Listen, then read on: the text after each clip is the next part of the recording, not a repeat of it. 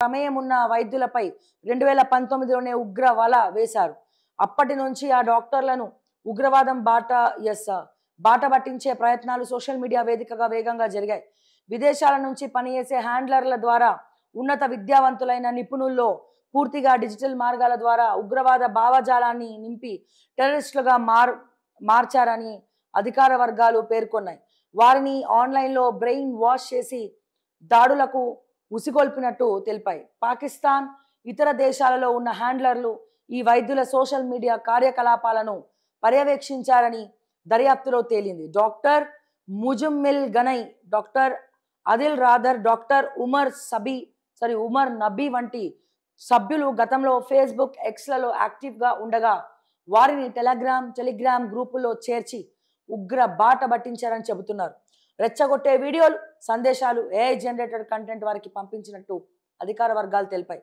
YouTube సాయంతో ఐడీలు తయారీ, ఉగ్రవాద దాడులకు ఎక్స్ప్లోజివ్ డివైజెస్ ఎలా సృష్టించాలో తెలుసుకోవడానికి వారు యూట్యూబ్ని ఉపయోగించినట్టు అధికారులు గుర్తించారు. టాస్కులు అప్పగించడానికి ముందు సులభంగా యాక్సెస్ చేయగల యూట్యూబ్ ట్యుటోరియల్స్, వర్చువల్ శిక్షణ ఇచ్చారని తెలిపారు.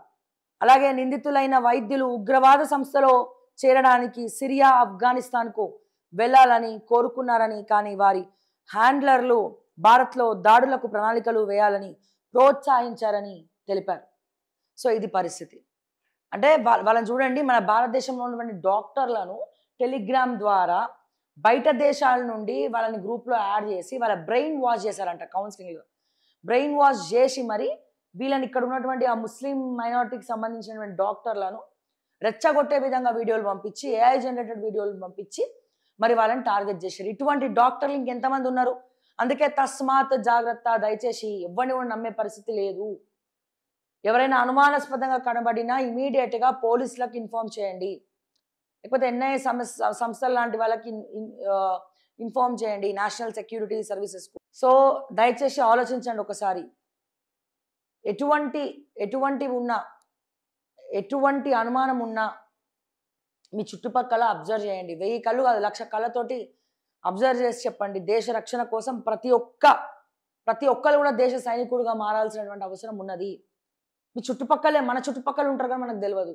సో దయచేసి ఇటువంటి పరిస్థితులు ముందు రాకుండా మాత్రం చూద్దామండి.